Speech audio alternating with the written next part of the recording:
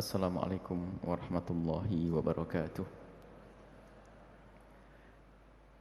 Innal hamdalillah nahmaduhu wa nasta'inuhu wa nastaghfiruh wa na'udzu billahi min shururi anfusina wa min sayyiati a'malina. May yahdihillahu fala mudilla lahu wa man yudlil fala hadiya lahu. Asyhadu an la ilaha illallah wahdahu la syarika lahu wa asyhadu anna sayyidana Muhammadan abduhu wa rasuluh. Allahumma salli sallim ala habibina wa syafi'ina wa maulana sayyidina Muhammad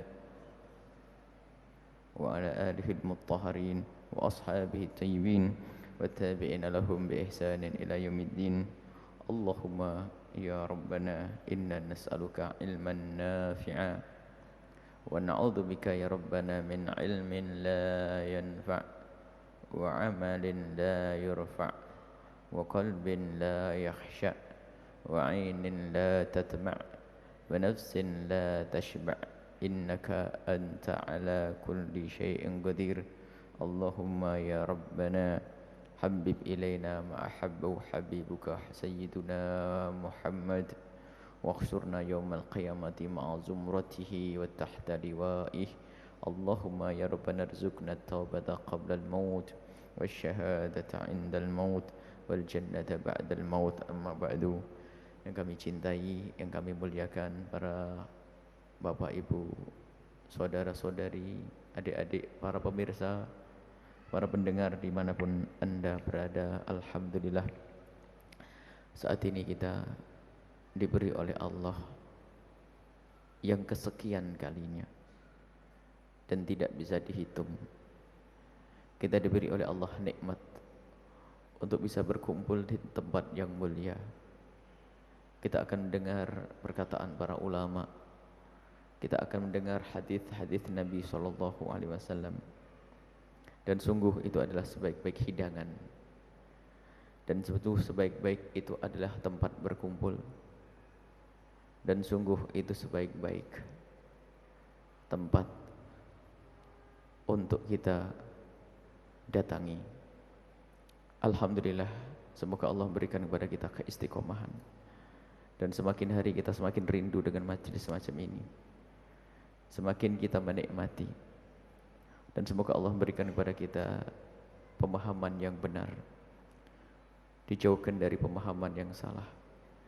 Dan semoga Allah membuka hati kita seperti Allah telah membuka hati para kekasih-kekasihnya untuk bisa menerima nur ilmu, cahaya ilmu dari Allah Subhanahu wa ta'ala. Bukan sekedar ilmu di otak, akan tapi ilmu yang dirasakan dan dirasakan di hati dan dititipkan oleh Allah kepada hamba-hamba terkasihnya, sehingga kita mudah untuk mengamalkannya. Dan semoga amal kita diterima hingga kita menjadi hamba-hamba yang selamat di dunia dan selamat di akhirat. Baik, sebelum kita membaca hikmahnya atau hikamnya Ibn Atha'illah As-Sakandari, seperti biasa kita akan mengambil satu hadis dari Nabi Muhammad SAW, yaitu kita hadirkan satu hadis dari kitab Mukhtasar Ibn Abi Jamrah, yang saat ini kita sudah sampai kepada hadis yang ke-141. Hadis ini diriwayatkan dari Sayyidina Anas bin Malik radhiyallahu anhu. Beliau berkata, anna Nabiyya sallallahu alaihi wasallam, bahwasanya Nabi Muhammad sallallahu alaihi wasallam rakhasa, memberikan kemurahan, memberikan keringanan li Abdurrahman bin Auf, kepada Sayyidina Abdurrahman bin Auf dan Sayyidina Zubair Zubair fi gomisin haririn, untuk mengenakan baju dari sutra, min hikkatin kanat bihima, karena ada gatal-gatal yang diidap, yang dirasakan. Hadis ini menunjukkan bahwa di sana ada riwayat Imam Muslim misalnya, banyak riwayat-riwayat yang menjelaskan bahwa menggunakan emas dan perak diperkenankan untuk kaum wanita. Menggunakan emas, kalau perak kaum pria pun boleh.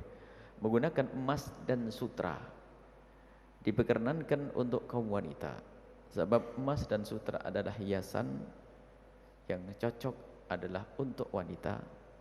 Dan begitulah syariat datang hingga naha Rasulullah sallallahu alaihi wasallam dalam hadis riwayat Imam Muslim, Nabi melarang an lubsil hariri, untuk mengenakan sutra. Dan juga ada riwayat tentang emas bagi kaum laki-laki. Jadi emas dan sutra bagi kaum laki-laki adalah haram, boleh bagi kaum wanita. Akan tapi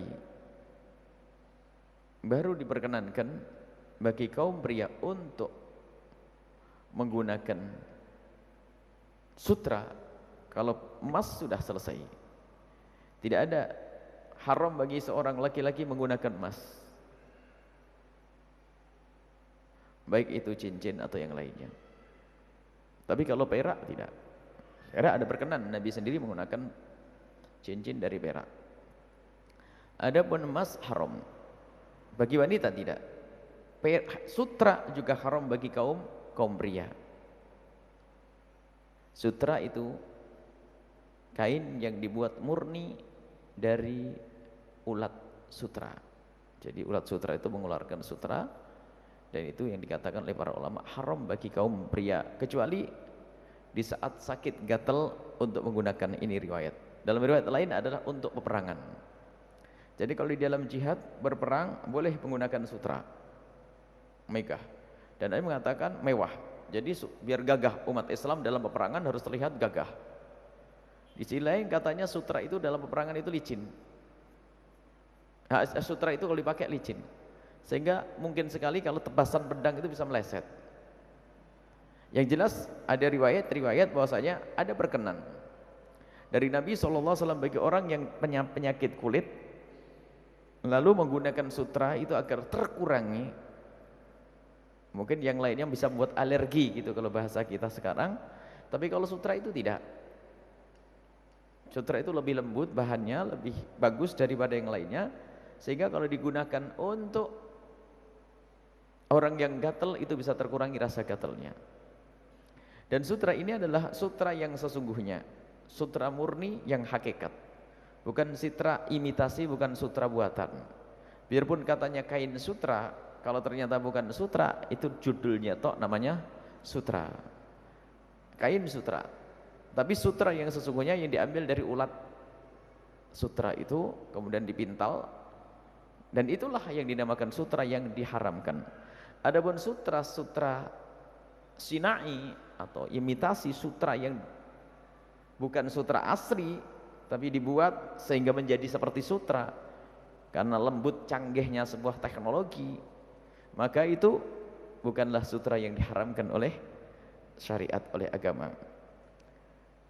Nah ini kalau kita perluas bahwasanya begitulah Islam itu mudah bagi orang-orang yang punya uzur, boleh saja menggunakan sesuatu yang semula adalah haram menjadi diperkenankan. Termasuk emas sendiri bagi orang laki-laki boleh menggunakan emas kalau digunakan untuk misalnya menggantikan giginya. Sebab emas adalah termasuk madah, satu zat yang paling bersih, tidak berkarat dan seterusnya. Jadi dulu tuh ada orang giginya gigi emas. Dan kita masih menemukan orang tua yang sekarang sudah hampir tidak ada. Mungkin 20-15 tahun yang lalu masih kita melihat orang kalau tersenyum, senyumnya adalah terlihat emasnya, itu ada. Dan itu diperkenankan. Termasuk untuk pegangan pedang di dalam peperangan. Itu juga diperkenankan. Emas bagi kaum laki-laki. Tapi awas, jangan menggunakan kalung buat kaum laki-laki, cincin atau apapun kaum laki-laki adalah haram. Tapi bagi wanita perhiasan emas adalah halal, boleh, dan juga yang namanya sutra diperkenankan. Adapun perak laki perempuan adalah boleh. Baik, ini adalah satu hadis Nabi SAW yang menunjukkan tentang ada kemurahan dalam syariat Nabi, namanya rukhsah. Nah kalau rukhsah boleh, dan rukhsah itu kemurahan itu banyak. Di dalam sholat ada rukhsah, di dalam puasa ada rukhsah, dalam segala sesuatu yang berat ada rukhsah. di dalam urusan makanan ada rukhsah, ada kemurahan. Misalnya kita sudah tidak makan, adanya hanya babi, tidak ada makanan lain lagi, nanti diperkenankan lagi rukhsah. Jadi banyak kemurahan-kemurahan. Sehingga yang namanya beragama itu sebetulnya indah, tidak susah, tidak repot, asalkan mengerti agamanya. Urusan air pun ada kemurahan, orang menggunakan air nanti boleh pakai debu dan seterusnya.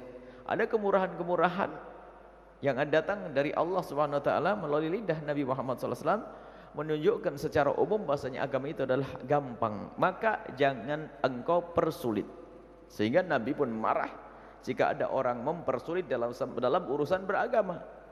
Sampai Nabi mengatakan yassiru wala tu'assiru, permudahlah dalam urusan agama ini, jangan bikin orang takut beragama. Basyiru wala tunaffiru, dalam menceritakan tentang Islam, kebenaran Islam, bikin orang senang, jangan bikin orang takut, jangan bikin orang lari. Dan itu kaidah di dalam kita mengajak orang lain, orang kepada kebenaran, kepada Islam. Dan Islam indah, dan Nabi pun selalu membawa Islam dengan keindahan. Sehingga yang namanya rukhsah sendiri harus ditampakkan, jangan disembunyikan. Ada sebagian orang menyembunyikan rukhsah. Orang puasa di bulan Ramadan ada udzur-udzur orang boleh berbuka puasa, sebutkan biar orang tahu. Dalam bepergian boleh berbuka puasa, dalam keadaan sakit kasih tahu, ini kemurahan, jangan disembunyikan. Dan itu keindahannya di situ. Ada sebagian orang menyembunyikan kemurahan-kemurahan biar tahu hukum. Jadi di saat dia meninggalkan kewajiban tersebut karena ada udzur, ini ada kemurahan, tidak dosa. Menjamak sholat, mengqashar sholat, udzur sholat berjamaah, udzur sholat Jumat, itu ada udzur-udzurnya, itu sebutkan agar orang tahu, biar beragama itu tidak berat. Nah ini adalah satu kaidah, dan di dalamnya banyak, hampir setiap permasalahan ada kemudahan-kemudahan. Setiap permasalahan ada kemudahan-kemudahan, dan hendaknya para juru dakwah tahu masalah ini. Dan itu ada hubungannya dengan manhaj dakwahnya Nabi adalah bil hikmati, hikmah, tepat, sesuai dengan dosisnya, tidak berlebihan dan tidak kurang, dengan kecermatan, kejelian, kepekaan di dalam mengajak kepada kebenaran. Nanti ketemu, sehingga nanti ada orang itu dua model. Ada orang yang gampangin urusan agama. Urusan agama orang tersebut adalah ngentengin. Jadi urusan beragama tuh ngentengin tok. Tapi sisi lain, ada orang lain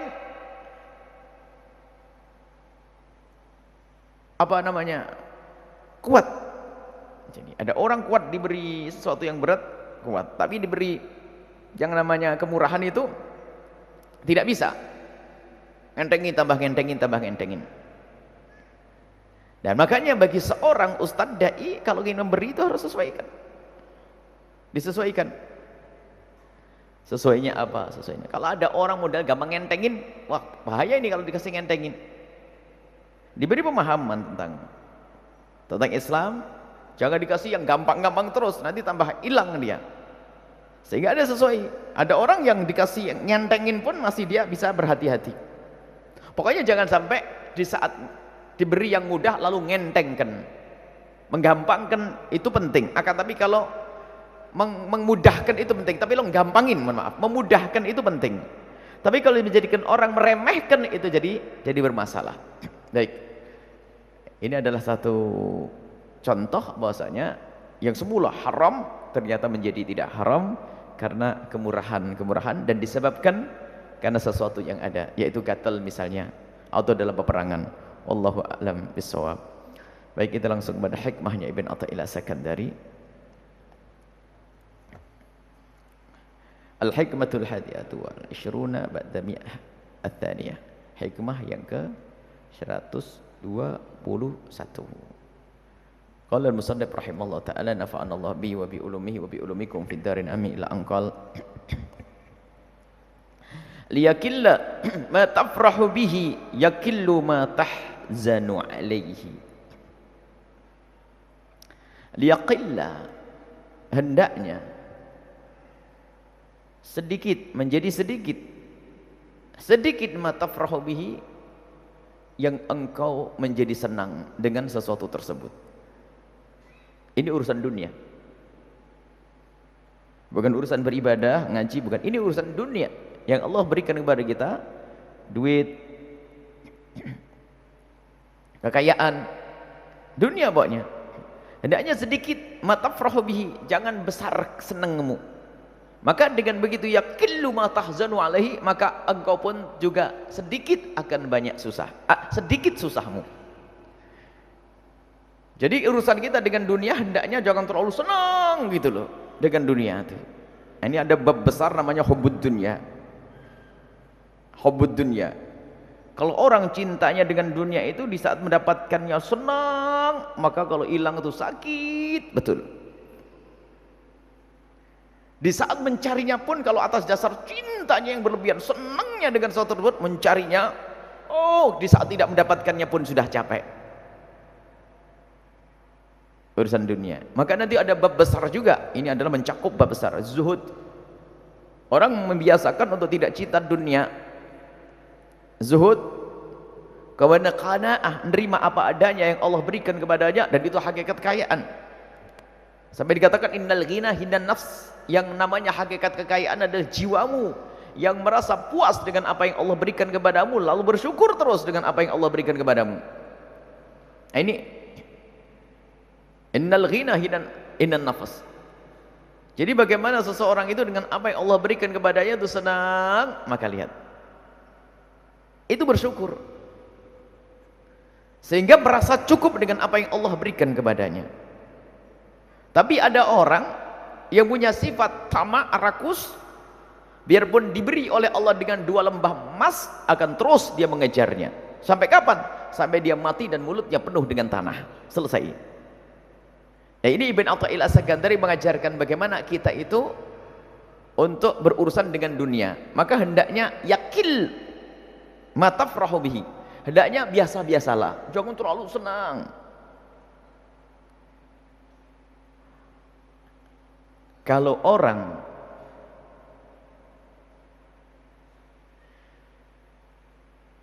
tidak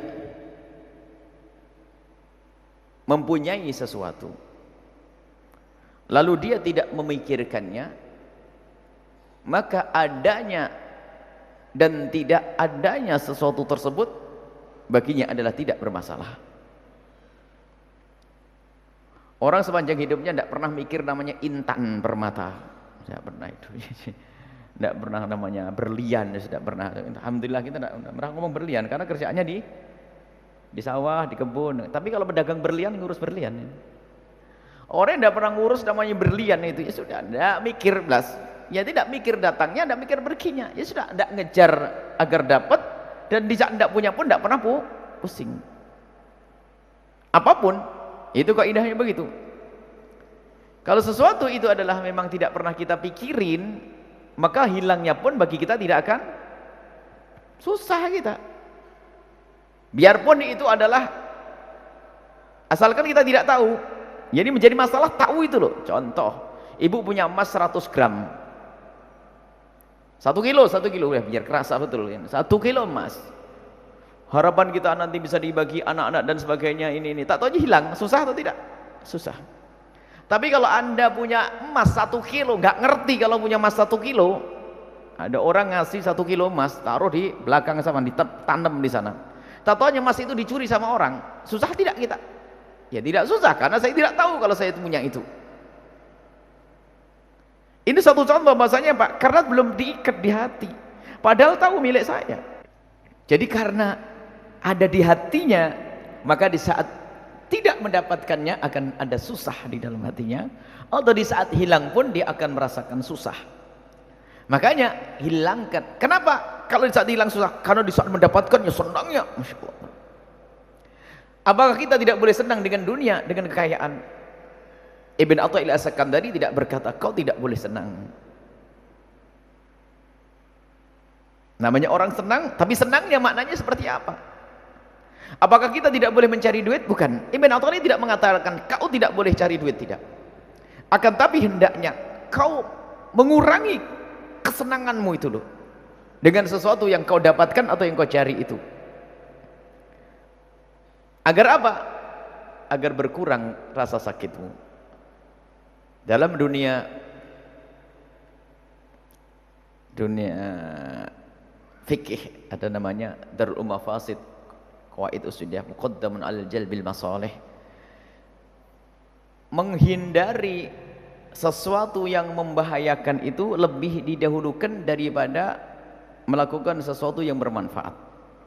Sesuatu itu kalau dilakukan ada manfaatnya tapi ada mafsadahnya, ada kebaikannya tapi ada kejelekannya. Selagi sesuatu yang satu jika dilakukan kok ada baiknya tapi juga ada jeleknya dan sama-sama, maka ditinggalkan saja. Darul mafasid, menghentikan sesuatu yang ada musibahnya itu lebih didahulukan daripada mengambil manfaatnya lalu ada mafsadahnya. Ngambil satu yang jelek tapi ada manfaatnya itu lebih dahulukan. Jangan lakukan dulu karena ada kerusakannya nanti, ada mafsadahnya, ada kehancuran di belakangnya. Itu di dalam kaidah usuliyah. Termasuk dalam hal ini orang cerdas pun demikian. Dia tidak akan melakukan sesuatu yang di situ ada bahayanya, yang merugikannya, yang menjadikan dia adalah sengsara atau sakit. Biarpun di situ ada manfaatnya. Ada manfaatnya. Yang cerdas akan mengambil sesuatu yang jelas manfaat dan tidak ada bahayanya. Contoh, ada satu makanan. Ada dua macam makanan. Makanan yang pertama adalah enak, bikin seger. Kalau kita makan sehat, semangat, ada maslahahnya. Tapi dalam jangka waktu mungkin setahun akan muncul penyakit dalam diri kita, jantungan, paru-paru dan sebagainya. Mau dimakan tidak makanan ini? Tidak, karena biarpun ada maslahahnya tapi ada bahayanya. Itu kaidah, itu berlaku bagi orang yang berakal. Di dalam dunia tarbiyah pun ternyata juga demikian. Jangan kau mencari penyakit. Sesuatu yang menjadikan engkau berpenyakit, hindari. Dalam dunia medis pun begitu. Sehingga dalam pengobatan pun sebisa mungkin seorang dokter memberi obat yang efek sampingannya sangat sedikit. Maka ini dalam dunia tarbiyah sama, dalam dunia tasawuf itu. Jangan engkau melakukan sesuatu yang itu nanti akibatnya berat bagimu. Lah apa sesuatu tersebut? Kesenangan dengan apa yang Allah berikan dari dunia ini, jangan kau cintai, jangan senang betul dengan ini. Karena senangmu yang berlebihan ini nanti ujung-ujungnya akan menjadikan kau susah. Sebab mau tidak mau kau harus meninggalkan itu, kau ditinggalkan. Harus itu. Lah ini kaidah ini berlaku dalam segala hal. Dan takbir ungkapan Ibn Athaillah As-Sakandari sangat cerdas. Ma tafrah bihi. Jangan engkau banyak senang, kurangi senangmu kepada apa yang engkau dapat. Bukan berkata jangan engkau banyak mendapatkannya, bukan. Jadi tidak ada larangan mendapatkannya. Beliau mengatakan liyaqilla ma tafrah. Kurangi kesenanganmu. Bukan kurangi pendapatanmu, bukan. Kurangi kesenanganmu. Sebab kita itu punya tugas untuk memakmurkan dunia. Inni ja'ilun fil ardi khalifah, melestarikan semesta dalam perdagangan dan sebagainya. Semuanya ini perlu. Akan tapi yang diinginkan Ibn Athaillah tadi adalah urusanmu dengan dunia ini adalah hendaknya kau tata hatimu dengan dunia yang ada padamu, kekayaan dan sebagainya. Jangan engkau jadikan hatimu sangat senang dengan zatnya dunia, tapi kurangi. Tapi kalau memiliki banyak tidak ada masalah. Akan tapi bukan engkau cintai sesuatu tersebut dari zatnya. Makanya kalau orang sadar makna ini, muncul orang yang mencari dunia adalah untuk kemaslahatan orang lain. Mencari dunia, orang mengumpulkan kekayaan, tapi yang dipikirkan adalah apa? Bagaimana maslahat orang lain sesuai dengan diturunkannya Adam sehingga keturunannya sampai hari ini adalah inni ja'ilun fil ardi khalifah, agar kita bisa menjadi pelestari semesta ini. Maka di situ harus ada perdagangan, jual beli, pembangunan dan seterusnya dan sebagainya. Dan ini perlu pergerakan dalam dunia ini, bisnis dan seterusnya. Sehingga seorang kaya, tadi hadis yang kita sebutkan Sayyidina Abdurrahman bin Auf, salah satu sahabat Nabi, orang yang kaya raya, akan tapi ternyata dunia tidak di hatinya, tapi dunia hanya di tangannya. Nah itu yang diinginkan Ibn Athaillah Sakandari. Ibn Athaillah bukan berkata jangan kau banyak mendapatkannya, jangan, bukan, tapi berkata jangan banyak senang, jangan terlalu senang dengan apa yang kau dapat itu, akan tapi ya biasa-biasa saja. Dan di saat engkau dengan hartamu itu biasa-biasa saja, alangkah mudahnya engkau untuk membantu sesamamu. Dan di saat engkau mencarinya pun mesti dengan cara yang benar. Karena apa? Di saat engkau sudah tidak mementingkan dirimu sendiri, tapi yang kau pentingkan umat, ya. Mencari kekayaan karena di belakangnya ada yatim piatu, ada memberikan nafkah anak istri, keluarga, orang lain, ingin membantu lembaga, masjid dan seterusnya. Lihat di dalam pikiranmu adalah bukan untuk dirimu sendiri. Artinya apa? Engkau tidak mencintai dengan dunia tersebut, hatimu tidak kau ikat dengan dunia, maka di saat kau mendapatkannya begitu mudah engkau untuk memberikannya. Lah orang kalau sudah punya jiwa begini, dia layak menjadi orang kaya, dan dia menjadi orang kaya yang pelestari semesta. Maknanya pelestari semesta apa? Dia itu dengan hartanya bermanfaat untuk orang lain. Karena hidupnya hanya untuk manfaat orang lain, maka di dalam dia mencari dunia tersebut tentu tidak akan zalim kepada orang lain. Ini kunci. Tapi kalau sudah di dalam hatinya adalah tamak, hanya untuk dirinya sendiri, dikatakan madibani ja'iani utrika fi ghanamin. Seperti dua serigala. Dua serigala yang dilepas di gerombolan kambing, ternyata tidak sedahsyat, semengerikan kalau ada seorang yang cinta kepada pangkat dan kepada dunia. Kalau sudah cinta dunia nggak pandang, sak saudaranya pun digiles rebutan waris. Karena apa? Dunia dicintainya. Buru-buru mau sedekah dan infak untuk saudaranya. Oh, haknya saudara saya diembat, hak saudara diambil. Nah, kita ditakutkan. Karena apa? Cenengnya kepada dunia itu luar biasa. Sehingga apa? Susah mengeluarkannya. Kok mengeluarkan? Mengambil milik orang lain bahkan. Tega. Bisnis gak peduli, yang penting aku mendapatkan duit, bohong dengan cara apapun, yang penting saya dapat. Kenapa? Dia cinta kepada dunianya itu. Tapi kalau sudah orang urusannya dengan dunia selalu dihubungkan dengan Allah, maka memperbanyak dunia pun ternyata yang dipikirkan bukan dirinya sendiri.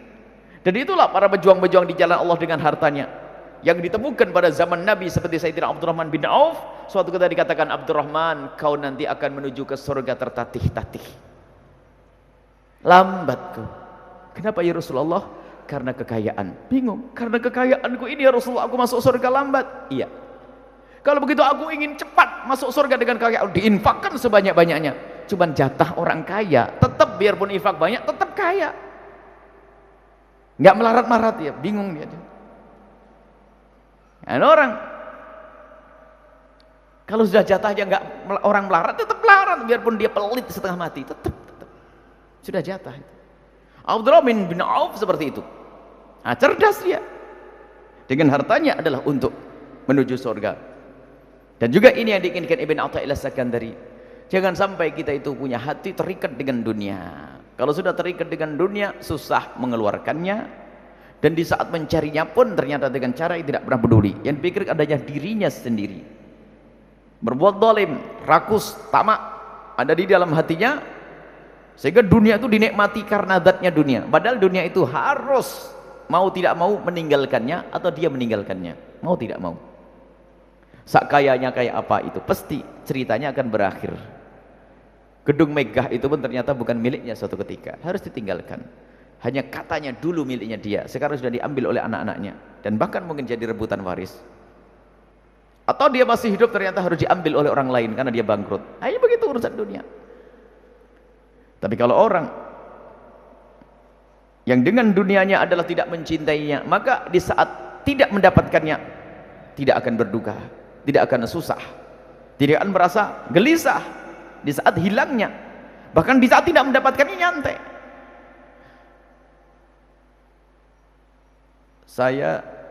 Ada orang, saya pengen mencari dunia untuk menyantuni anak yatim fakir miskin. atau untuk bangun masjid, pesantren dan seterusnya. Dan dia betul-betul karena Allah di dalam mencari rezeki, mencari uang. Bekerja dia. Kerja keras, memeras keringat, banting tulang. Masya Allah kerja keras. Di saat tidak mendapatkannya, maka dia nyantai, tidak susah. Karena apa? Tujuannya adalah karena kemuliaan. Tujuannya adalah untuk kebaikan. Selagi belum bisa, berarti Allah belum menginginkan kebaikan melalui dia. Tapi niatnya sudah dapat. Paham? Kenapa? Dia tujuannya jelas, maka nyantai. Tapi coba yang mau berbisnis bangkrut, pusing dia. Waduh, jungkir balik ini gagal lagi, ketir-ketir dia, Masya Allah, harga turun naik. Masya Allah, pusing. Karena apa? Yang dicari dunia karena dunia, dan dia akan tersiksa dengan itu semuanya. Dan semoga Allah menjadikan kita orang cukup di dunia, tapi tenang hati kita. Itu yang kita inginkan. Allah berikan kepada kita kecukupan, bisa membantu sana, membantu sini, ibadah semuanya. Seperti dikatakan oleh sebagian sahabat Nabi, dhahaba ahlil duthur bil ujur. Enak sebagian orang yang diberi oleh Allah kekayaan, ternyata pergi ke surga dengan pahalanya yang banyak. Karena apa? Dengan kekayaannya tidak mengikat hatinya. Tapi mudah dia infak di sana, sedekah di situ, berbuat baik dengan orang ini. Inilah kemudahan. Tapi sebaliknya ada orang diberi kekayaan, subhanallah, derajat kekikiran itu luar biasa. Karena cinta dunia ini. Sampai dengan anaknya, dengan dirinya pun kadang-kadang pakai hitung-hitungan. Punya mobil kan bisa dinikmati. Jarang dipakai, mobilnya dilus-lus keluar pakai. Kalau pakai sepeda demi kesehatan sih bagus sih. Disayang-sayang kekayaannya, hartanya menumpuk, tapi tidak pernah menikmati. Tidak pernah menikmati di saat berinfak. Kita pernah mendengar satu cerita. Satu orang setiap saat bercerita tentang mobil mewahnya. Dia bisa beli mobil ini, rumahnya, tokonya, setiap dengan kawan-kawan cerita itu. Dulu ini ceritanya, sudah lama dulu. Dan memang orang tertarik dengan dia. Tapi semua yang tertarik dengannya itu hanya karena berharap. Barangkali dengan kekayaannya adalah dia mendapatkan sesuatu. Dan syukurnya yang dekat dengan mereka itu nggak dapat apa-apa.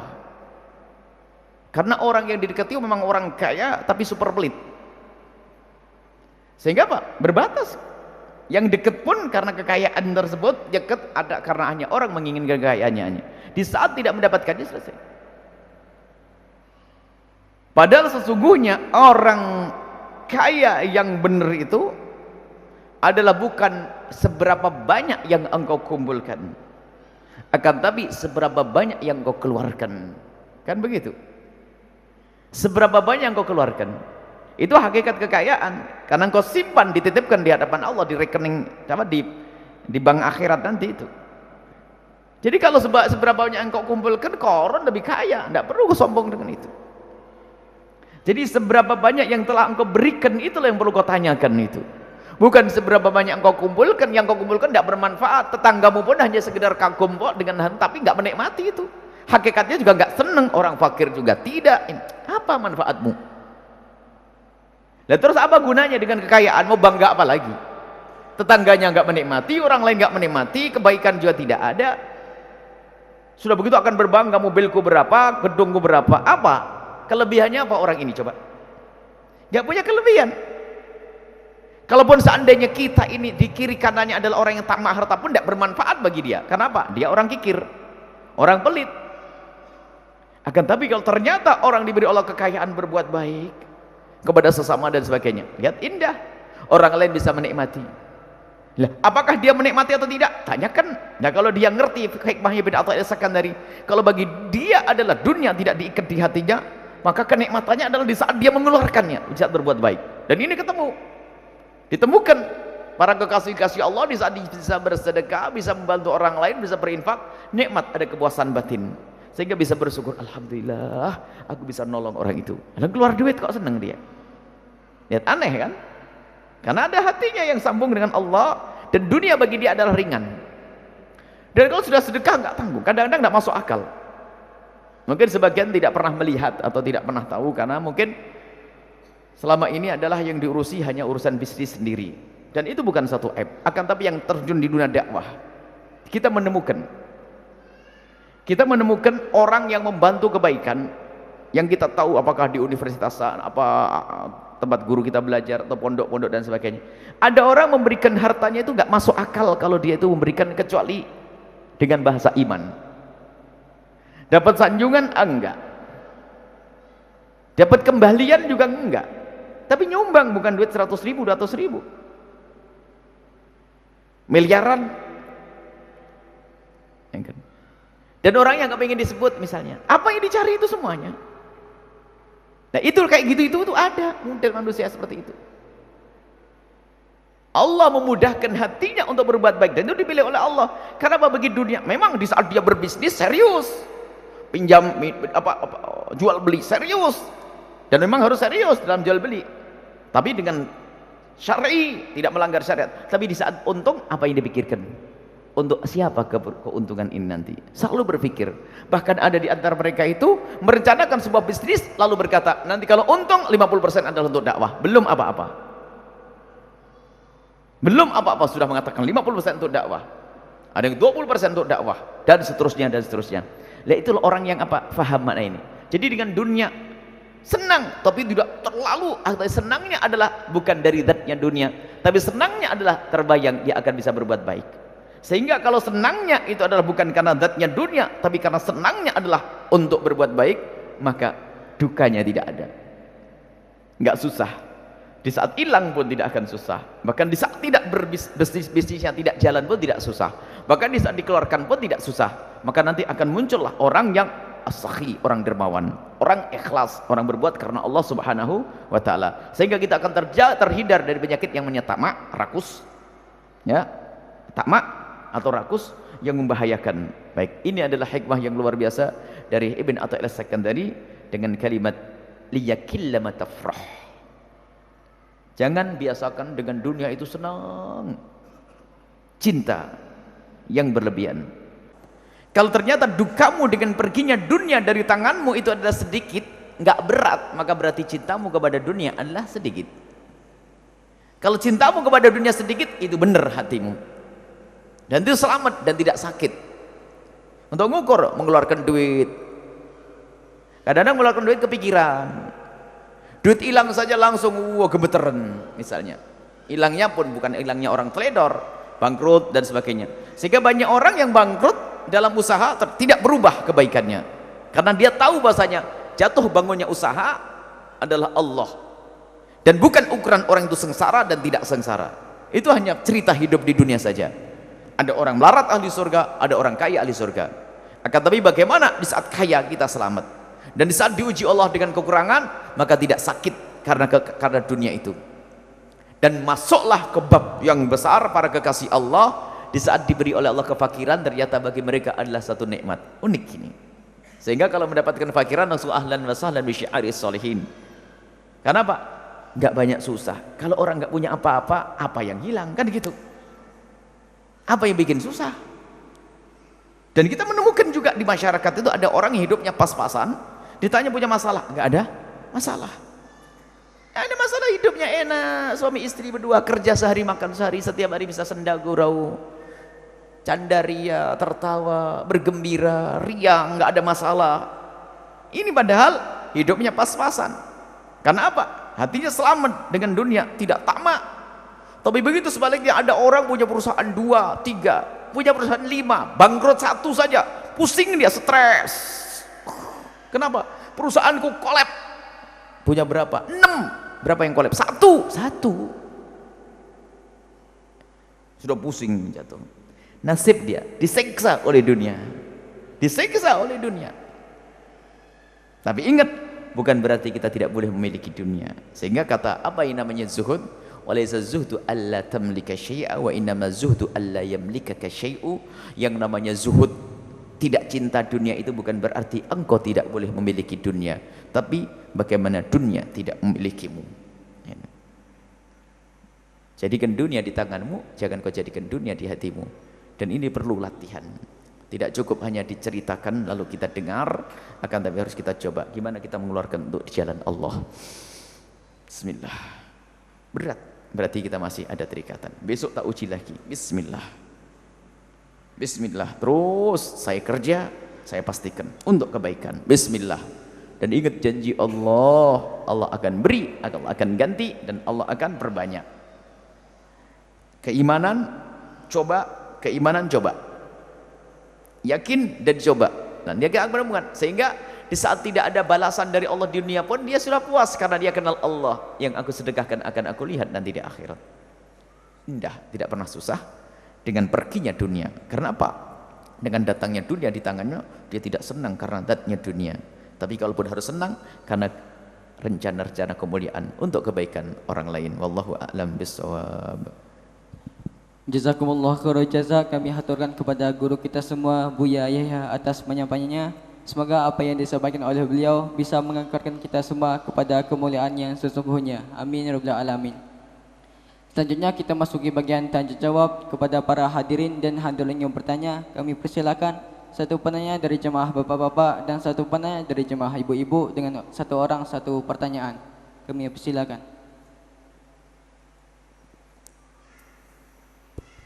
Assalamualaikum warahmatullahi wabarakatuh. Assalamualaikum. Buya, saya ingin bertanya, di dalam Al-Quran surat An-Nur ayat yang kedua yang berbunyi A'udzubillahi minasyaitonirrajim, Bismillahirrahmanirrahim, Az-zani la yankihu illa zaniyatan aw musyrik aw musyrikatan waz-zaniyatu la yankihuha illa zanin aw musyrik wa hurrima dzalika 'alal mu'minin. Mohon penjelasannya, Buya. Itu saja yang dapat saya pertanyakan. Assalamualaikum warahmatullahi wabarakatuh. Assalamualaikum.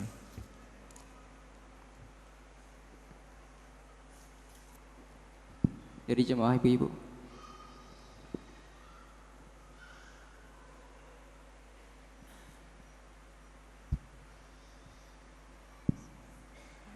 Assalamualaikum warahmatullahi wabarakatuh.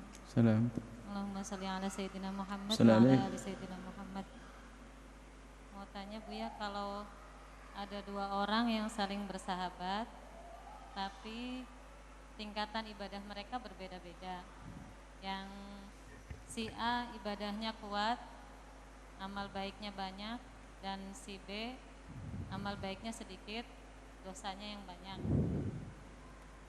Yang saya tanyakan, bagaimana dua sahabat tersebut, apakah di akhirat kelak bisa bertemu? Gimana?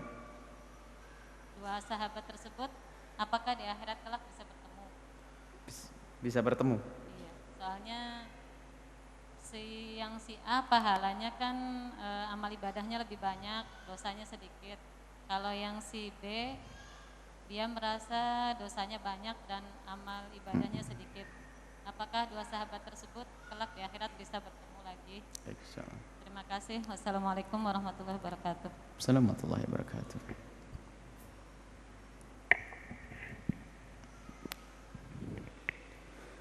Bismillahirrahmanirrahim. Pertanyaan tentang ayat Al-Quran surat An-Nur. Surat An-Nur itu salah satu ayat yang hendaknya diajarkan untuk keluarga, khususnya wanita kita. Termasuk ajaran dari Nabi, ajarkan untuk istri-istrimu, wanita-wanitamu surat An-Nur.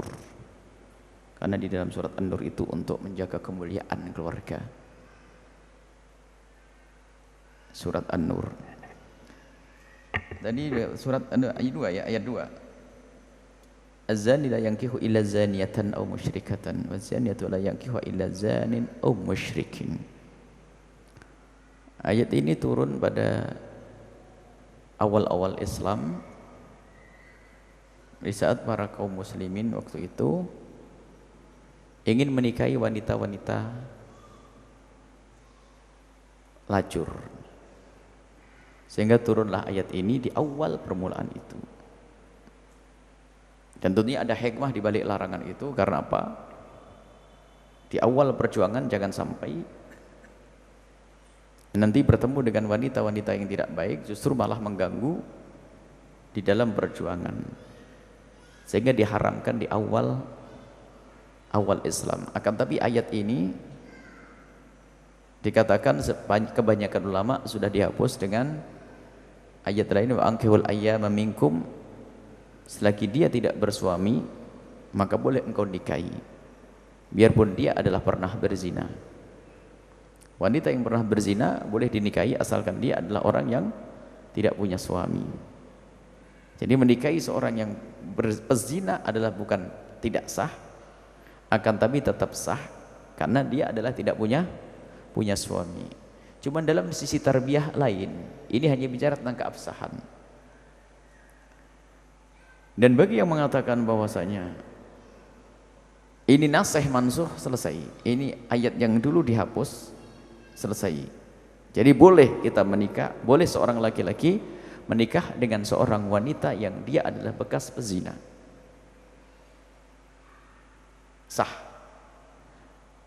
Tetapi dalam tarbiyah, orang baik-baik adalah hanya untuk orang baik-baik.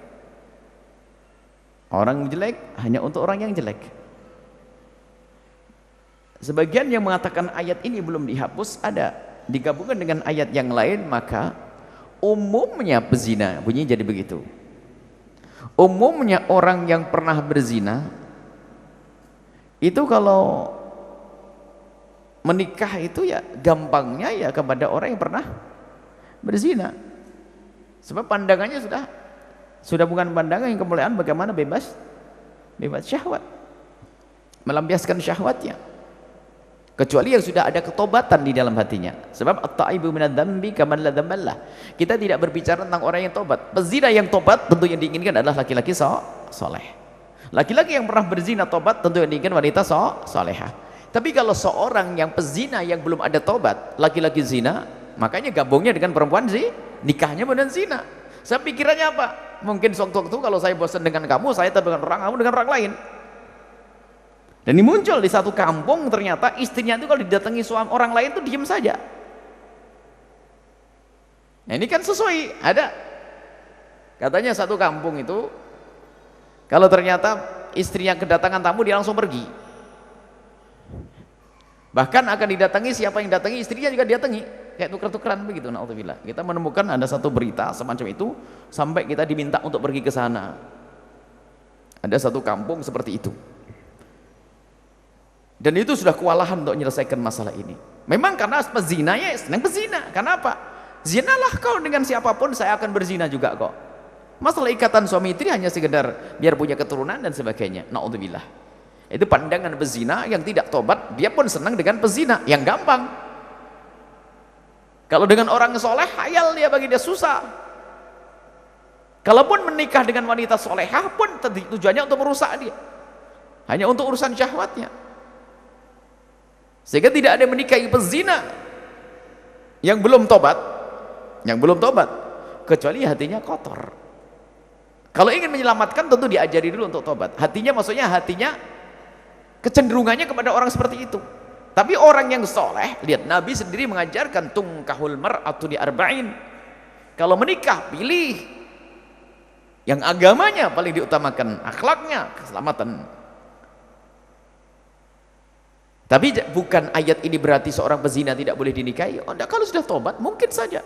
Dan mungkin wanita-wanita tobat banyak pezina yang tobat lebih solehah daripada orang yang lainnya.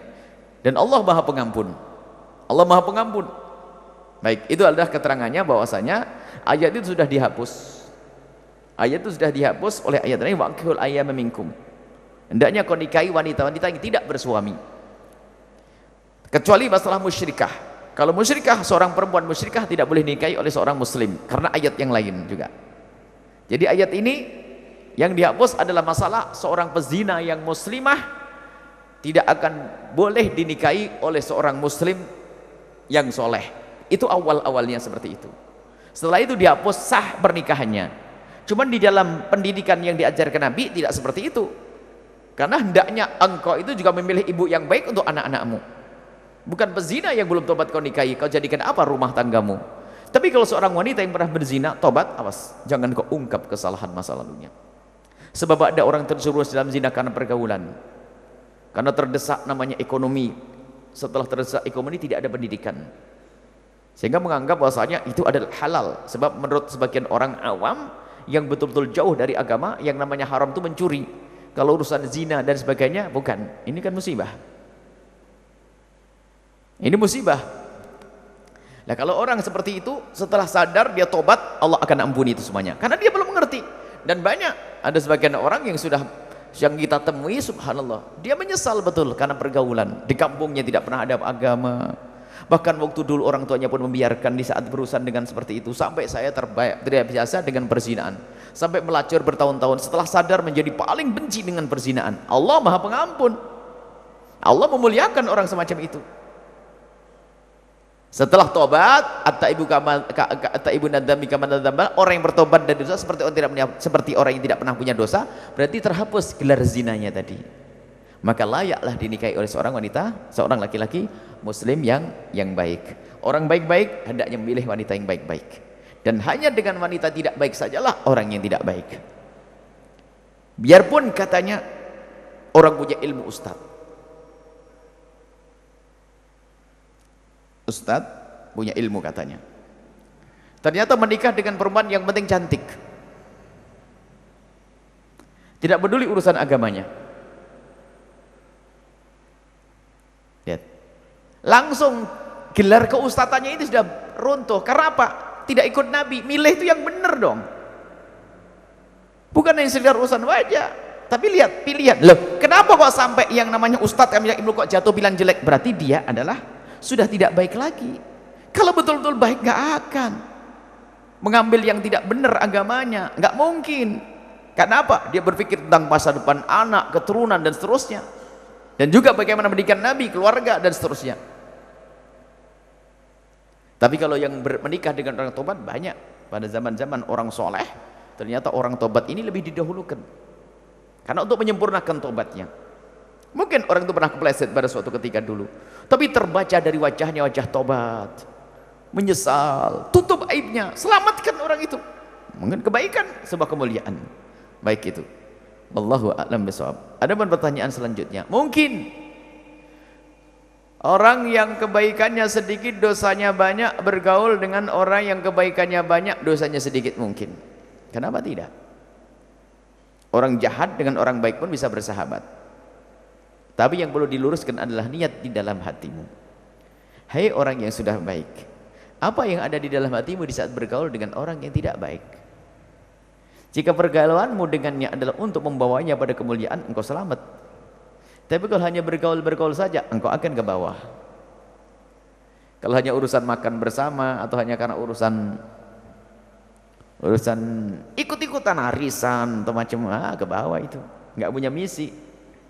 Jadi duduk dengan orang tidak baik tidak boleh, kecuali ada misi kita menyelamatkan dia. Maka baru saya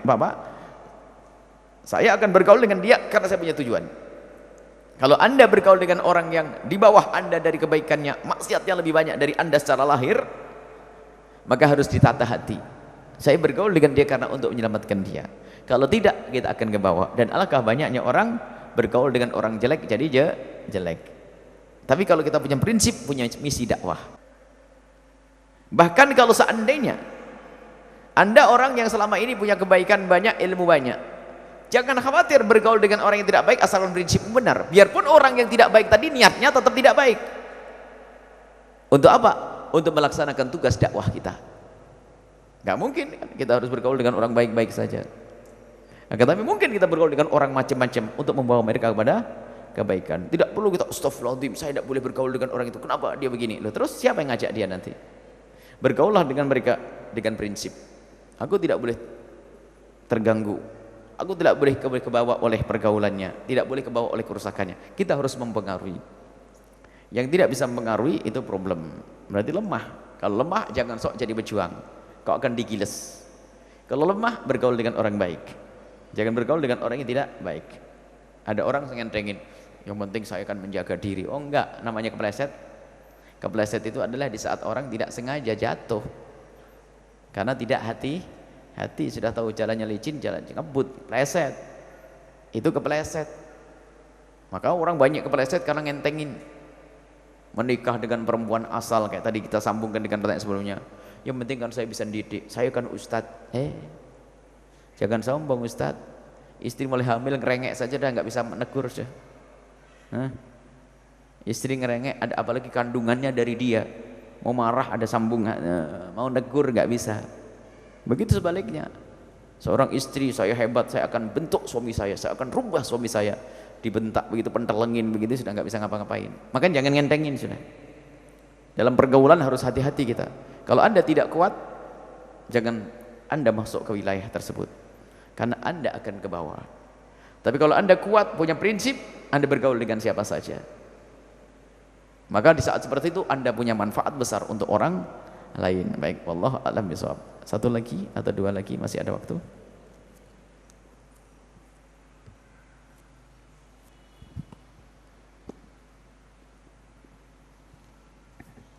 Assalamualaikum warahmatullahi wabarakatuh. Assalamualaikum warahmatullahi wabarakatuh.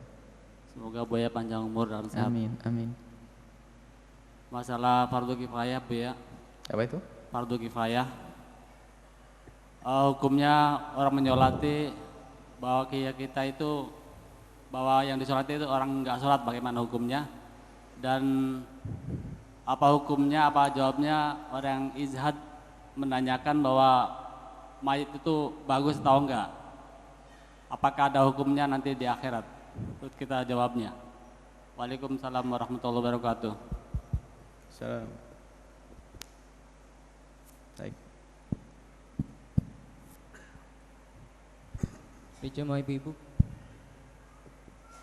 Ayo. Cukup satu aja biar pas waktunya. Bismillahirrahmanirrahim.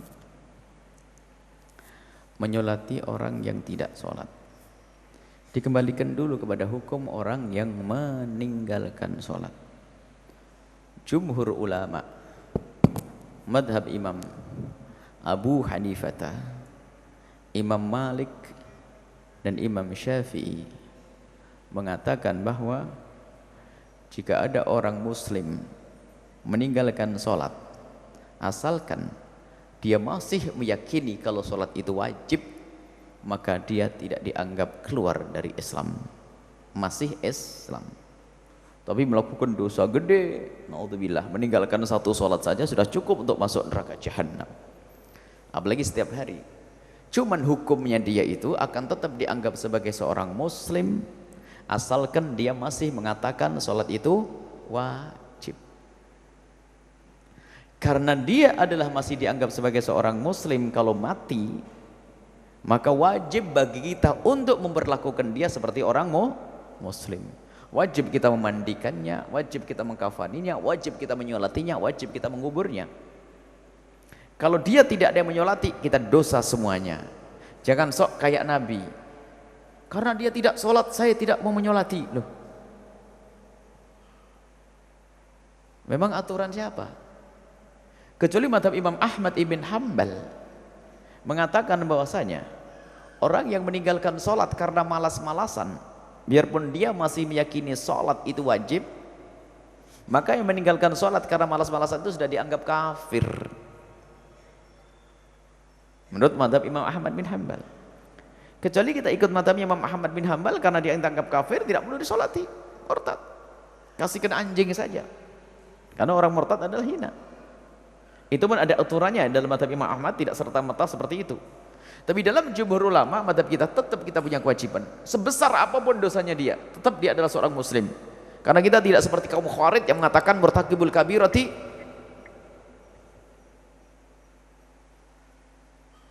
keluar dari Islam. Kita tidak mengatakan bahasanya pelaku dosa gede langsung keluar dari iman Islam, enggak. Kita tetap mengatakan mereka muslim yang bermaksiat, banyak dosa, dan dia lebih berhak untuk kita doakan. Makanya kewajiban kifayahnya tetap 4. Tetap 4. Memang ada kisah suatu ketika Nabi melihat ada orang punya utang, tiba-tiba Nabi tidak mau menyolatinya. Biarpun akhirnya menyolati, itu kan Nabi, bukan kita. Kita mau kok, karena dia tidak sholat, maka saya tidak nyolati. Pernah kita mendengar suara seperti itu. Loh, kok bisa? Terus kalau semuanya ngikut kamu ya Ustadz, ya misalnya ini Ustadznya terpandang lagi, misalnya tiba-tiba ngomong, karena ini mayat tidak sholat, maka saya tidak mau menyolati. Sak kampung tidak sholat semuanya. Ayo yang dosa siapa? Ya ustadznya. Yang ini oh, ustadz saja gak mau sholat, kenapa saya sholat? Nggak ada yang menyolati. Ayo dosa siapa? Sementara kita menyolati jenazah dan mengantarkannya, jenazah apapun dia, dosa atau tidak dosa, kita dapat 2 pahala. Itu untuk kita. Jadi fardu kifayah itu beban untuk kita. Terlepas dari mayat itu seperti apa. Asalkan dia muslim, mukmin. Kecuali kafir nanti tidak perlu kita mandikan, tidak perlu kita solati, kafani saja, kubur, selesai. Tetap wajib kita. Orang Nasrani meninggal di kiri kanan kita, tidak ada yang merawatnya, kita kafani, kita bungkus, lalu kita kubur. Wajib kita mengkuburnya. Tetap kewajiban bagi kita. Nah ini, jangan sampai salah. Biarpun dia ahli maksiat, maksiat apapun, asalkan tidak mengeluarkan dia dari Islam, asalkan maksiatnya tidak sampai syirik, tidak sampai murtad, maka kita tetap wajib menyolatinya, memperlakukan dia seperti seorang muslim, dan dikubur di tempatnya kaum muslimin. Karena kita madhabnya madhab Syafi'i, dan sesuai dengan madhabnya Imam Malik dan madhabnya Imam Abu Hanifah. Tapi kalau sudah orang murtad itu sudahlah, nggak usah diapa-apain pun tidak dosa kita, tidak usah dikubur, kasihkan anjing, kasihkan ini. Memang orang murtad itu orang paling jahat. Orang ahli kitab, orang asli Nasrani masih aman dia, duduk berdampingan dengan kita, perlu kita kasih makan dia. Tapi kalau orang murtad tidak terhormat dia. Baik. Kemudian isyhad, menyaksikan kebaikan itu berandaskan dari hadis Nabi SAW, uzkuru mahasina amwatikum, hendaknya engkau senantiasa biasa menyebut kebaikan orang yang telah meninggal dunia. Ini husnudon kepada mayit. Biarpun kemarin banyak dosa, kita tidak tahu, mungkin sakit yang dirasakan beberapa menit sebelum dicabut nyawanya itu menjadi sebab diampuni dosanya oleh Allah. Dan kita tidak boleh melihat, menceritakan kejelekan orang mati. Biarpun dia punya kejahatan ini, itu enggak usah disebutkan. Akan tapi insya Allah mayat ini baik, insya Allah baik husnudon billah, semoga Allah mengampuninya. Dan itu bukan dusta. Karena apa? Kita tidak tahu dosa itu mungkin sudah diampuni Allah waktu sakaratul maut. Jangan suudon, orang su'ul khatimah. Ada orang meninggal dunia mukanya hitam sekali. Kenapa? Rupanya ada serangan jantung. Bukan karena dia adalah orang yang tidak baik, kasih Allah mungkin. Bukan urusanmu untuk menilai orang itu su'ul khatimah atau husnul khatimah, bukan urusanmu. Belajar ilmu husnul khatimah dan belajar ilmu su'ul khatimah itu untuk ilmu, untuk saya, untuk aku sendiri ini loh. Bagaimana saya menghindari pekerjaan-pekerjaan yang menjadikan aku masuk su'ul khatimah, bagaimana aku melakukan pekerjaan yang bisa menjadikan aku husnul khatimah, bukan nilai orang. Mungkin orang itu berzina pulang tabrakan, kita tidak tahu, mungkin waktu pulang dia sudah nangis mau tobat, itu urusan dia dengan Allah. Jangan sok kita tahu hatinya orang. Su'ul khatimah, apa urusanmu? Memang kau tahu waktu malaikat mencabutnya, beberapa menit sebelum maut, waktu meninggal, sebelum syakaratul maut, merasakan sakit yang sangat, sudah diampuni dosanya oleh Allah. Mungkin. Sehingga kalau kita menyaksikan itu termasuk melaksanakan perintah Nabi, sebut kebaikannya. Insya Allah malam ini baik. Sebab apa? Yang boleh kita sebut hanya kebaikannya. Ya benar. Malam ini baik. Oh enggak, ini kemarin. Wah, ini kurang ajar namanya. Nah ini. Sok pinter ya orang. Saya tahu dia. Biarpun tahu memang boleh disebut. Justru yang katanya pinter jadi bodoh hari itu. Kata pinter jadi bodoh. Orang ini adalah mayat ini baik, insya Allah baik. Kenapa? Nggak tahu. Bodoh dia. Yang ngomong itu pun juga punya kejahatan, kejelekan. Apalagi ada dosa yang sangat tersembunyi. Apa itu? Penyakit hati. Ada orang berzina, busuk, hina. Tapi penyakit yang lebih parah lagi adalah di dalam hati kita, kedengkian, dendam dan sama. Zina adalah busuk, minuman keras adalah jelek, makan riba adalah kotor. Tapi hati yang pendendam, hati yang dengki, ternyata itu adalah kebusukan di dalam hati. Nggak ada yang tahu, nggak ada yang tahu. Maka tetap kita harus husnudzon, prasangka baik kepada siapapun yang meninggal dunia dari ahli kiblat, ahli Islam. Dalam keadaan apapun, semoga husnul khatimah. Jadi bicara tentang su'ul khatimah bukan urusanmu, tapi ilmu su'ul khatimah, husnul khatimah adalah untuk saya. Aku akan berhati-hati, itu saja. Kalau sama orang lain selalu kita berprasangka baik. Wallahu a'lam bishawab. Bismillah. Diumumkan, dibuka ya. Pesantren Pesantren insya Allah dalam waktu dekat dibuka kembali pendaftaran pesantren tahfidz, dan ini memang tidak banyak diinformasikan karena memang terbatas juga. Dan juga dibuka juga selain pesantren program sekolah dasar SDIku, tapi kayaknya sudah penuh, ini hanya cerita saja. SMPku, SMP Qurani untuk menghafal Quran, ini masih ada gelombang pertama baru dibuka, sudah tinggal sedikit saja lagi. Tapi dibuka lagi SMPku di Al-Bahjah 2 di Buyut, baru dibuka kemarin, masih ada peluang untuk bisa masuk sana dan menghafal Al-Quran sekaligus untuk belajar ilmu syariat. Wahai para orang tua, jangan salah menyekolahkan anak. Tidak cukup anak kita beri ilmu dunia, kalau mereka tidak punya ilmu akhirat, mereka akan menyengsarakan kita. Dan juga mohon didoakan secara khusus untuk melayani para penuntut ilmu. Kita perlu banyak pembangunan-pembangunan yang harus diselesaikan. Sampai hari ini masih proses, dan mohon dengan tulus menyisihkan waktu 2 rakaat sholat nanti, diniatkan semoga Allah mengirim ahli surga yang bisa berjuang di pondok untuk menyempurnakan pembangunan itu. Itu saja. Dan siapapun yang melakukan sholat 2 rakaat, biarpun tidak ngasih duit, itu sudah mendapatkan pahala kalau nanti ada orang ngasih duit. Kita perlu doa saja, itu luar biasa sudah. Kami tidak mengatakan Anda mengirim uang, tidak. Tidak perlu, kita tidak ngomong seperti itu. Tapi cukuplah Anda memohon kepada Allah dengan tulus, ya Allah kirimkan ahli surga yang tulus, yang bisa membangun untuk menyelesaikan program Pondok Al-Bahjah. Kami yakin di sini ada kekasih Allah, orang tulus. Kalau dikabul beres, besok akan dikirim ahli surga siapapun dia. Butuhnya berapa? Miliaran. Untuk 5 kelas 500, yang 18 mungkin 2,5 M. Tapi kita perlu mendesak, ini ada beberapa ratus juta. Kalau besok ada duit 1 miliar itu lumayan untuk kelas tahun ini. 1 miliar mah kecil. Kita ngomongnya bukan kepada pengusaha, kepada yang menciptakan pengusaha, kepada Allah Subhanahu. Ini pun dalam waktu singkat. Tapi setelah itu ada lagi miliaran lagi. Miliar lagi secepatnya itu. Makanya kami mohon doa. Ingat, bukan minta duit, tapi mohon dengan tulisan, sisihkan waktu ini permohonan dengan sangat. Karena kami khusnudon, di antara yang datang ini ada orang yang sepuh, orang yang sakit, ada orang yang mungkin terzolimi, ada orang yang macam-macam. Ini loh yang doanya dikabul oleh Allah. Mohon didoakan, ya Allah kirimkan ahli surga yang bisa menyelesaikan pembangunan di pesantren Al-Bahjah. Ahli surga, sudah cukup.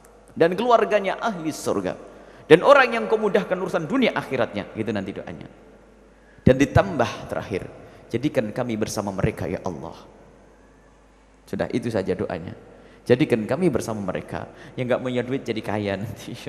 Jadi ini yang punya duit jadi dermawan. Mudah. Pokoknya doanya itu saja. Ini bukan minta duit, tidak ya.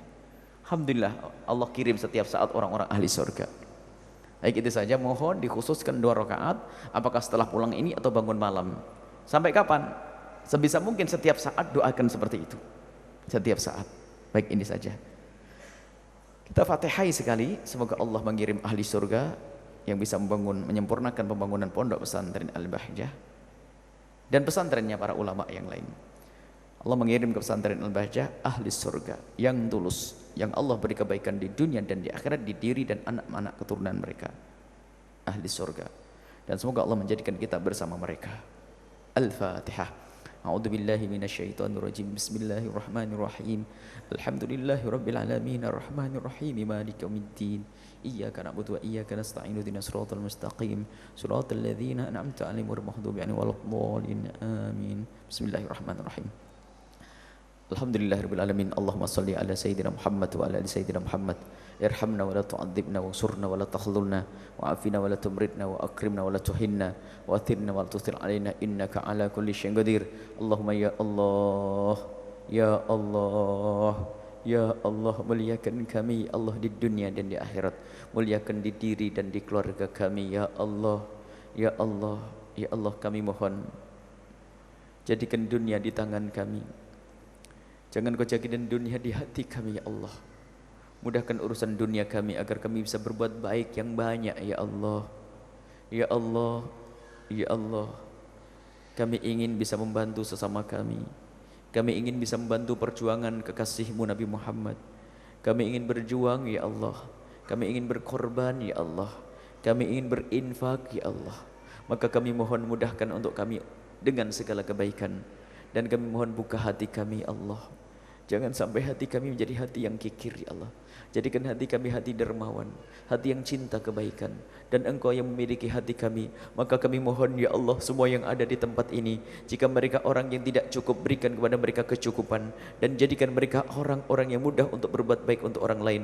Dan jika ada yang datang ke tempat ini, mereka adalah orang kaya yang sudah Kau beri kecukupan, maka kami mohon jadikan mereka ahli surgamu. Buka hati mereka, mudahkan mereka untuk bisa berbuat baik ya Allah. Jangan sampai dunia menyiksa mereka, akan tapi jadikan dunia betul-betul menghibur mereka kelak di akhirat ya Allah. Mudahkan mereka untuk bisa berbuat baik dengan kekayaan mereka. Engkau Maha tahu siapa mereka ya Allah. Ya Allah, kami mohon ya Allah, berikan kepada semua yang berjuang bersama kami keikhlasan, ketulusan ya Allah. Berikan kepada semua yang berjuang bersama kami ketulusan dan keikhlasan ya Allah. Jangan sampai kebaikan yang mereka lakukan tidak bisa mereka lihat kelak saat di surga ya Allah. Kami tidak ingin itu ya Allah. Kami ingin kebaikan yang mereka lakukan Kau terima dan akan mereka saksikan kelak di surga bersama kekasihmu Nabi Muhammad. Dan kami mohon ya Allah, kirim kepada kami orang-orang tulus, orang-orang ikhlas ahli surgamu yang bisa berjuang bersama kami dengan ilmunya, yang berjuang dengan hartanya, yang berjuang dengan tenaganya, yang berjuang dengan pikirannya, yang berjuang dengan panjatan doa. Maka kumpulkan kami bersama mereka kelak di surga bersama kekasihmu Nabi Muhammad. Kirimkan orang-orang ikhlas ahli surgamu ya Allah bersama kami ya Allah, dan jadikan kami bersama mereka. Dan kami mohon ya Allah, kami berkumpul di sini untuk mencari kemuliaan. Muliakan kami ya Allah, muliakan kami di dunia dan di akhirat. Jauhkan kami semua dari segala bentuk kemaksiatan, jauhkan kami dari keharaman ya Allah. Mudahkan kami untuk mendapatkan yang halal dan cukupkan kami dengan yang halal darimu hingga kami tidak butuh lagi dengan yang haram. Maka kami mohon ya Allah, siapapun yang ada di sini yang masih mempunyai pekerjaan haram, kami mohon ya Allah, hentikan dengan kasih sayangmu dan gantilah dengan pekerjaan yang halal penuh berkah ya Allah, yang halal penuh berkah. Dan kami mohon ya Allah, semua yang ada di sini yang jika mereka adalah orang yang sempit rezeki mereka, lapangkan rezeki mereka dengan rezeki yang halal penuh berkah. Yang sakit sembuhkan, yang punya hutang mudahkan mereka dalam bayar hutang-hutang mereka ya Allah. Dan kami semua yang ada di sini ya Allah, jadikan kami semua ahli solat yang mendengar suara ini ya Allah, yang baik yang di dalam masjid, di luar masjid, yang di jalan-jalan semua ya Allah. Mereka adalah umat kekasihmu Nabi Muhammad, mereka adalah hamba-hambamu ya Allah. Maka kami mohon jika ada di antara mereka orang yang jarang melakukan solat, ampuni mereka dan jadikan mereka ahli solat. Kami sungguh mencintai mereka, kami tidak ingin mereka tersiksa kelak di akhirat. Jika ada di antara mereka yang sering mabuk-mabukan, hentikan dengan kasih sayangmu dan ampuni mereka, angkat derajat mereka, muliakan mereka di dunia dan di akhirat ya Allah. Jauhkan kami dan mereka semua dari zina yang hina dan kau hinakan. Jika ada di kiri kanan tempat ini ya Allah, jika ada hambamu yang sering terpleset dalam hina dan busuknya zina, kami mohon berikan kesadaran kepada mereka. Dan semua yang ada di sini ya Allah, jika ada di antara mereka yang pernah terpleset dalam hina dan busuknya zina, kami mohon berikan kesadaran dan ampuni mereka dan tutup aib mereka di dunia sehingga di dunia tetap mulia, dan ampuni di akhirat sehingga tidak kau seksa lagi. Muliakan kami dan mereka di dunia dan di akhirat, muliakan kami dan mereka di dunia dan di akhirat ya Allah. Bencikan kami dengan segala kehinaan ya Allah. Ya Allah, ampuni orang tua kami dan guru-guru kami, berikan kepada mereka segala kemuliaan di dunia dan di akhirat. Berikan kasih sayangmu kepada mereka ya Allah dan guru-guru kami semua. Dan kami mohon ya Allah, semua yang belajar bersama kami, berikan kepada kami dan mereka semua ilmu yang manfaat, dan jadikan pertemuan ini sebab pertemuan kelak di surga bersama kekasihmu Nabi Muhammad. Dan jaga hati kami, jauhkan dari kesombongan ya Allah, jauhkan kami dari ujub ya Allah, jauhkan kami dari riya ya Allah, jauhkan kami dari dengki kepada sesama kami. Maka kami mohon, jika ada orang berbuat salah kepada kami, jika ada orang menggunjing kami, jika ada orang menfitnah kami mohon ya Allah, jangan kau timpakan musibah kepada mereka. Engkau Maha tahu mereka ya Allah, mereka itu ya Allah. Kami mohon jangan kau timpakan musibah kepada mereka, ampuni mereka mereka, berikan kesadaran, angkat derajat mereka, jaga keluarga mereka semua ya Allah. Engkau Maha tahu siapa mereka ya Allah. Ya Allah, ya Allah, hilangkan benci di hati kami, hilangkan dendam di hati kami. Kami ingin bersih hati, kami ingin bertemu dengan siapapun dengan senyum, dengan keindahan. Kami ingin menjadi hamba-hambamu yang saling mencintai karenamu ya Allah. Dan kami mohon panjangkan umur kami dalam ketaatan serta sehat walafiat, dan berikan kepada kami semua husnul khatimah, mati dalam keadaan iman.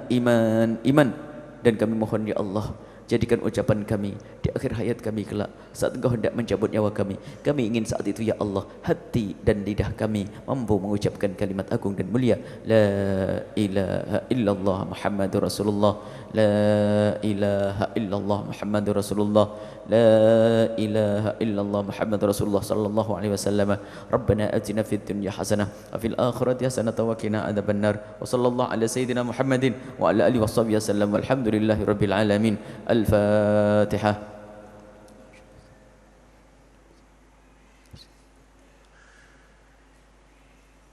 Terima kasih, mohon maaf dan mohon doa selalu. Wabillahi taufiq wal hidayah. Assalamualaikum warahmatullahi wabarakatuh.